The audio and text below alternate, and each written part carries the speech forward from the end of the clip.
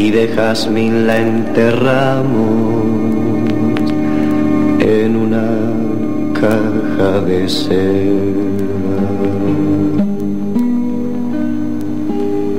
Ella dio al desmemoriar una almohadilla de olor. Él volvió a casar, ella se murió de amor. Iban cargándole nanas, obispos y embajadores. Detrás iba el pueblo en tandas, todo cargado de flores. Oh, ella por volverlo a ver salió a verlo al mirador. Él volvió con su mujer, ella se murió de amor. Como de bronce candente al beso de despedida, era su frente la frente que más he amado en mi vida. Se entró de tarde en el río, la sacó muerta el doctor. Dicen que murió de frío, yo sé que murió de amor. Allí en la bóveda la pusieron en los bancos. Bese su mano afinada, bese sus zapatos blancos. Oh. Callado al oscurecer me llamó el enterrador. Nunca más he vuelto a ver a la que murió de amor. Muy bien, seguimos en Argosis Internacional en el 103.3 FM La Gaviota con Carlos Medina, y ahora una llamada del senador Eduardo Loyer. ¿Cómo andás, Eduardo? Buenos días, un gusto estar con ustedes y bueno, escuchando, como tú dices, esa hermosa canción, La Niña de Guatemala. Exactamente. La que se murió de amor. Porque justamente acá Carlito nos estaba diciendo toda la historia de esa canción y de la poesía de José Martí. Exacto, yo digo que tuve el honor de estar en el mes de enero, del 28 al 30 de enero de este año, cuando se cumplieron los 160 años de natalicio de José Martí, justamente de estar en la tercera conferencia internacional por el equilibrio del mundo, que se realizó en La Habana, Cuba, y allí fuimos invitados a trasladar, digamos, exponer una ponencia sobre José Martí,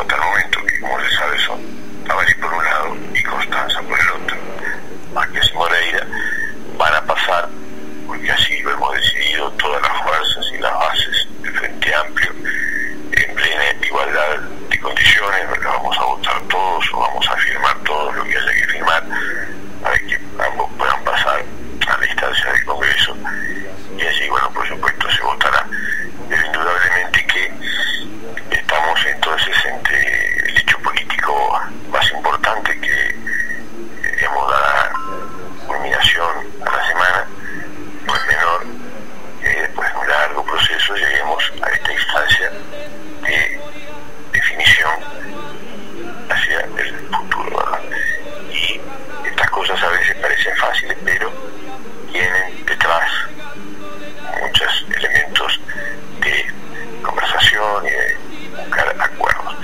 Por el otro lado, me parece que son relevantes lo que ha pasado esta semana. Quiero comentar porque asistí y me pareció extraordinaria la concentración, la movilización de los trabajadores que se ubicaron con el Estado frente a la sede de la Asociación Rural del Uruguay. Un poco, digamos, significándole, diciéndole con ese acto simbólico de ponerle allí el estrado que de ninguna manera vamos a tolerar que ese predio, que es de todos los montevideanos y que ellos usufructúan, sea prohibido para militantes de los trabajadores de los bienes rurales que quieran ingresar allí para expresar, a través de un volante o de la palabra, las reivindicaciones de los más olvidados de los trabajadores uruguayos, como lo son los asalariados rurales.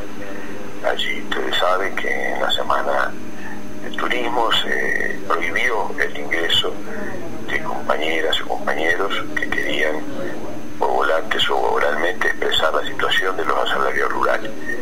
Estamos en un país democrático, aquí no hay feudalismo, aquí no hay lugares cerrados o cotos, menos cuando son, digamos, cedidos por los uruguayos todos, en este caso concreto por la Intendencia de Montevideo, para que ellos sean sus administradores.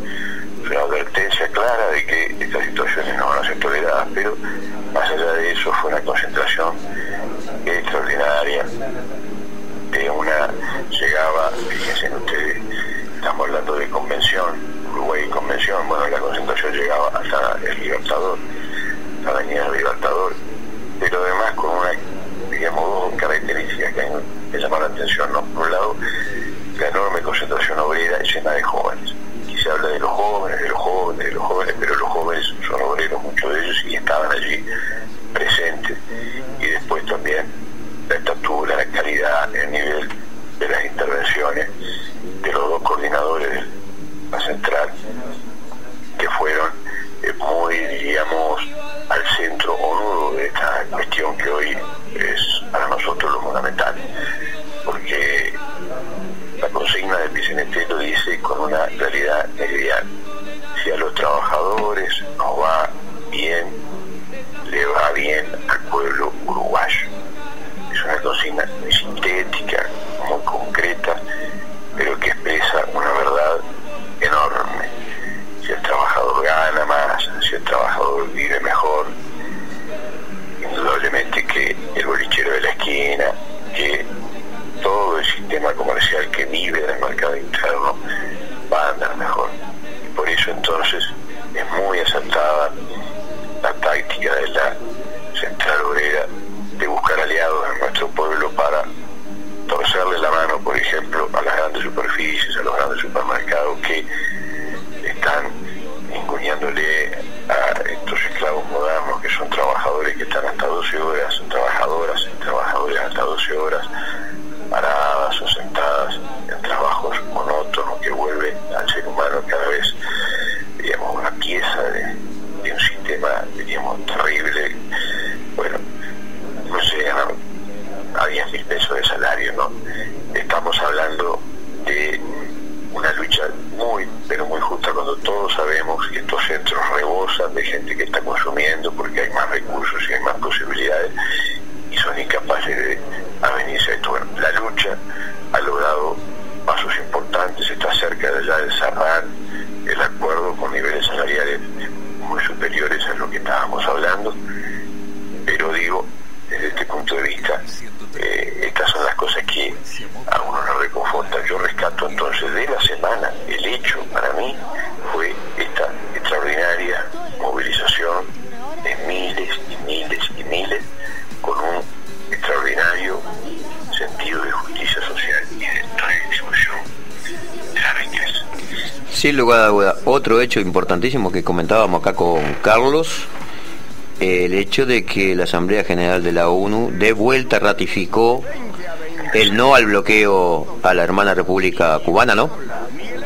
Esa es la otra cosa acá, la internacional. concordamos totalmente. Si tú me preguntas a escala nacional, yo resaltaría esto que decía, que a escala internacional, el hecho de que 188 países en 193, dijémonos la cifra, ¿no? 193 en total, 188 se pronunciaron en contra del bloqueo de Estados Unidos a Cuba, que es un verdadero genocidio, porque está implicando muertes, está implicando ese bloqueo, situaciones de no poder acceder a medicamentos y otras cosas que, repito, bueno, si uno sigue las consecuencias, llegan hasta muertes de Cuba. Solamente 2 países votaron en contra, como siempre, Estados Unidos, a Israel, su eterno aliado, y 3 islas pequeñitas, que no vale la pena recordar el nombre, las pobres, allí se abstuvieron. En la ocasión anterior, el año anterior, habían votado con Estados Unidos, pero esta vez, bueno, un pasito más se abstuvieron, y esto es un pronunciamiento tremendo que habla de, digamos, la condena mundial al bloqueo, pero también habla de que Estados Unidos, a la ONU, de la que tanto se menciona, algunos juristas y algunos hombres de los partidos tradicionales, muy, digamos, pegados a la ley. Bueno, ¿cómo puede Estados Unidos desoír este verdadero clamor mundial contra el bloqueo contra Cuba? Pues lo desoír sin ningún tipo de problema, porque es el imperialismo. No tenemos que engañarnos, acá estamos hablando de un imperialismo que ahora está, diríamos, sacándose la careta en torno al tema de el espionaje planetario, como nunca antes, diríamos, se había descubierto. Hay un hombre, Snowden, un joven de 35 años que tuvo la valentía, que se la jugó, de descubrirle a Estados Unidos todos sus juegos ocultos, al punto tal de que espiaba a la presidenta de Brasil, a Dilma Rousseff, en sus celulares privados, en sus comunicaciones, digamos, por internet privada. Lo mismo llegaba a hacer con Merkel, un verdadero deschave vergonzoso que, digamos, demuestra hasta qué punto estos elementos yanquis están dispuestos a, frente a sus debilidades económicas, porque se les cerró el gobierno durante 15 días, porque estuvieron a los 2 días después discutiendo, estuvieron al borde de ser declarados en default, es decir, de no pagar su deuda, una debilidad que los obliga también, desde nuestro punto de vista, a retroceder en Siria, porque no sale pocos dólares una guerra o una invasión, como ya lo han comprobado, y eso no quita que al mismo tiempo que estén débiles, estén también, digamos, ferozmente buscando mantenerse. Esa misma debilidad los hace más feroces. No hay que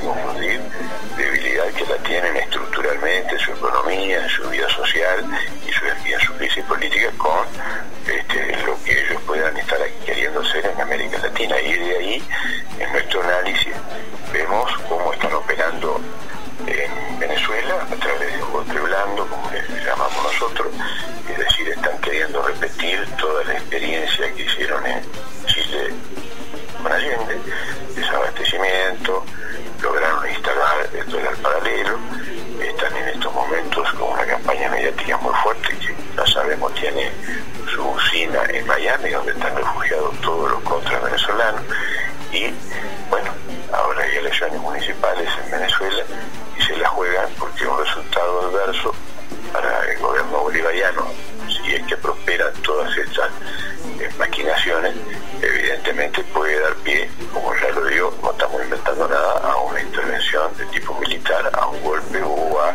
acciones desestabilizadoras. Por el otro lado, también vemos que, más allá de las críticas que le hacemos a Argentina, porque evidentemente el gobierno kirchnerista, el gobierno de Cristina Fernández de Kirchner, con sus medidas restrictivas al comercio con Uruguay y sus medidas con respecto al puerto, nos afectan fuertemente, gravemente, y eso está mal, y eso va en contra de una visión estratégica de la integración latinoamericana. Ahí hay un canciller Timmermans que, para mi gusto, es un verdadero elemento peligroso y defensor de todos estos vínculos, pero más allá de eso, digo, también tenemos que reconocer que el gobierno argentino viene siendo objeto y víctima de un fuerte ataque de toda la derecha argentina, combinada con la derecha internacional. Claro, no hay que olvidar también que eso debido a a mí me parece una muy buena ley de medios que sacaron en el sentido de matar ese oligopolio que tenía, ponerle Clarín, donde era dueño prácticamente desde una radio, televisión, prensa, imprentas, o sea, un pool de empresas enorme, de grande, ¿no?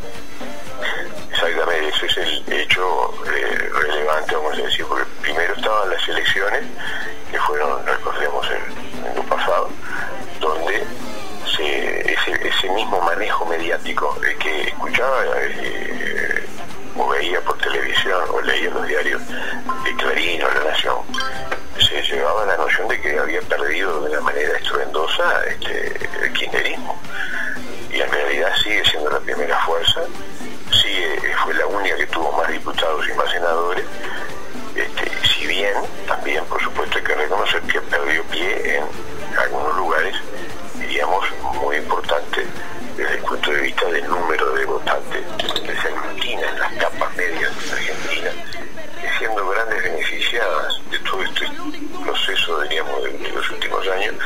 Bueno, están molestas por la delincuencia, están molestas por otros hechos que han ido ocurriendo, el dólar paralelo, que para ellos es un dios, el dólar, y tener el ahorrito en dólares, etcétera, etcétera. Entonces hay cierta molestia que capitalizan los Massa, los Macri, los Wiener y los Cobo, pero evidentemente que quisieron mostrar como si fuera una derrota aplastante. Con esos mismos medios acaban de sufrir esta semana digamos, un golpe, yo diría, mortal, muy fuerte, porque la Corte Suprema Argentina acaba de determinar la constitucionalidad de la ley de medios, que desmembrana, que diríamos obliga a estos medios que son, digamos, unos tentáculos, como tú decías, tremendo, que están en todos lados, televisión, diarios, revistas, canales de todo tipo. Que inclusive dominan al sindicato mismo, digamos, de distribución de diarios, ¿no?